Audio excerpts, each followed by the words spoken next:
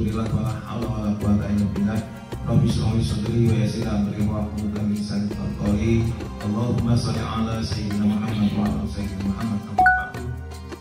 Yang saya hormati para jamaah sholat di Masjid Baitur Rahmat yang dirahmati Allah Subhanahu wa taala. Mari kita manfaatkan waktu lebih sekitar 7 menit untuk kita selalu pikir.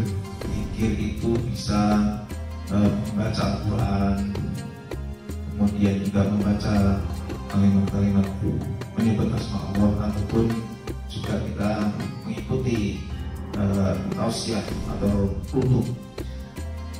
Pada hari ini saya mengingatkan pada diri saya dan kita semua agar kita selalu ingat bahwa tujuan kita adalah untuk beribadah kepada Allah Subhanahu wa taala.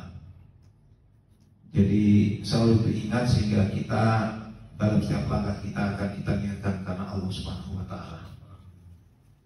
Jadi Allah berfirman, "Wa ma khalaqtul jinna wal insa illa liya'budun." Dan tidak aku ciptakan jin dan manusia kecuali untuk beribadah. Oleh karena itu, mari kita dalam setiap langkah kegiatan apapun niatkanlah karena Allah, bukan karena manusia ataupun harap sesuatu yang lain selain itu dari Allah Subhanahu wa taala. Dan mari kita jaga agar hidup kita sampai akhir hayat kita itu selalu bernilai ibadah.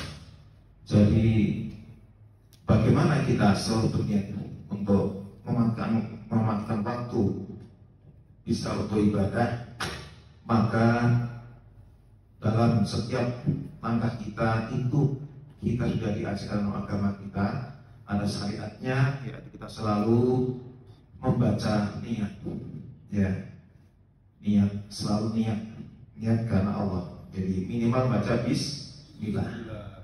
Yang keluar rumah bismillahi tawakkaltu 'ala Allah la haula wala quwwata illa billah. Mau makan juga niat membaca doanya. Allahumma barik lana fi ma razaqtana wa qina adzabannar. Dan niat atau doa-doa yang lain sesuai dengan kegiatan yang akan kita lakukan, semua itu sudah ada, mari kita lakukan. Itu salah satunya. Nah, Bapak Ibu, ketika kita tidak mau memanfaatkan waktu, maka kita akan merugi. Allah Ta'ala berfirman dalam surat Al-Asr, a'udzubillahi minasyaitonir rajim, wal asri, demi masa atau demi waktu. Allah berfirman dengan bersumpah dengan waktu. Waktu adalah makhluk ciptaan Allah. Tetapi ini berarti bahwa waktu itu memiliki makna yang luar biasa. Mari kita coba renungkan bahwa satu hari di akhirat itu sama dengan 1000 tahun di dunia. Itu luar biasa panjangnya. Nah, sekarang kita berapa masa yang harus kita lalui, Bapak Ibu sekalian? Mari kita ingat kembali. Yang pertama adalah masa kita di alam roh.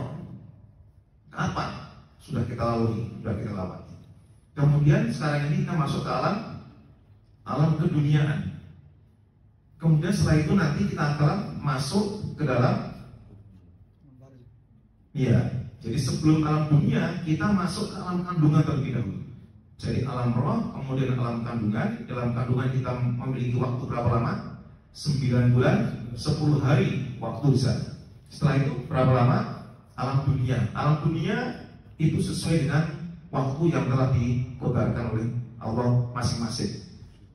Ada yang 1 hari, ada yang 2 hari, ada yang seminggu, setahun, 2 tahun, sampai 60 tahun, sampai 100 tahun, bahkan lebih dari itu. Ya, kalau umat-umat dulu umurnya panjang-panjang, ya, sampai 2 tahun. Tapi sebagai umat Islam sekarang ini, ya, Nabi Muhammad belum berapa? Insya Allah 63 tahun. Ya, oleh karena itu kita harus bersiap-siap, ya. Nah, setelah alam dunia kita masuk ke alam kubur, ya, alam kubur, ya, alam barzakh. Itu sudah mulai kita masuk di anak start, ya, masuk ke kubur. Berapa lama?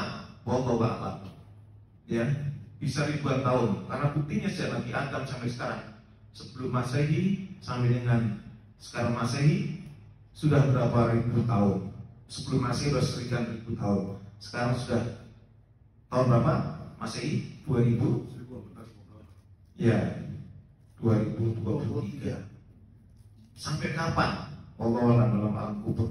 Sampai menunggu alam berikutnya, yaitu kehancuran alam semesta. Nah, setelah itu apa? Setelah hancur semua kiamat, maka timbul namanya hari kebangkitan. Setelah hari kebangkitan apa lagi? Kita masuk pada padang mahsyar. Setelah itu apa lagi? Yaitu syafaat. Setelah itu apa lagi? Hisab. Ya. Setelah selesai hisab, kita masuk pada penyerahan catatan amal.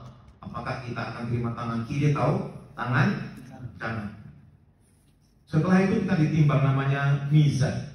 Ya, setelah mizan maka kita akan menemukan mana telaga. Ya, nanti siapa yang akan minum di telaga itu, ya, semuanya sudah ditentukan. Kemudian setelah itu kita masuk kepada sirat. Ya, nah, kita masuk ke sirat, jembatan, apakah kita akan masuk surga atau neraka. Ya, gitu.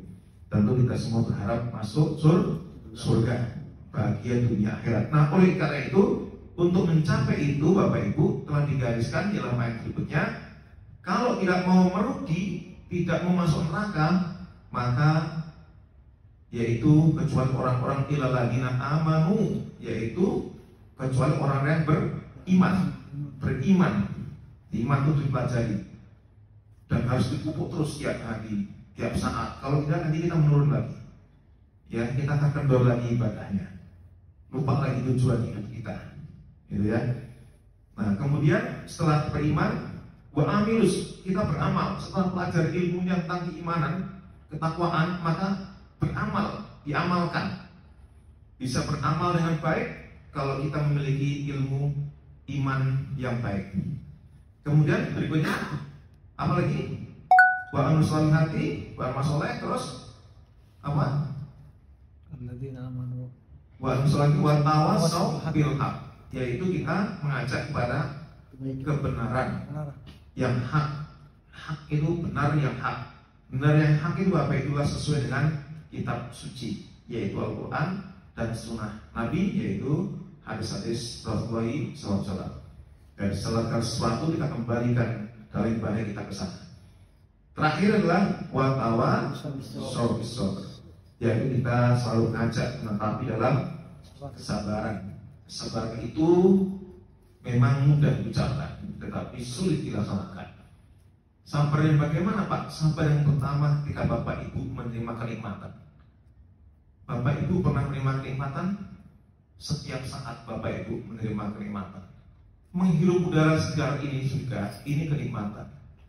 Kita sehat tubuh ini, bila jalan naik tangga kurus segala macam, itu kenikmatan. Karena banyak saudara kita yang tidak mampu untuk melakukan itu semua. Bahkan untuk menghirup udara saja dia harus menggunakan alat, dan itu mahal sekali, yang oksigen itu.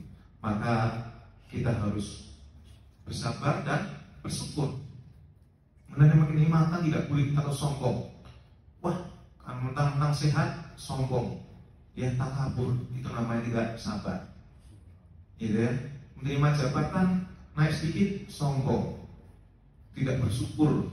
Ya, ada temannya yang masih belum naik, jadi kita harus juga empati, ya, simpati, empati. Jangan terus kita takabur. Gitu. Itu menerima kenikmatan, itu harus sabar. Yang kedua, ketika kita menerima musibah apapun itu harus sabar. Kita sudah mendapatkan jabatan, tahu-tahu dimutasi kemana?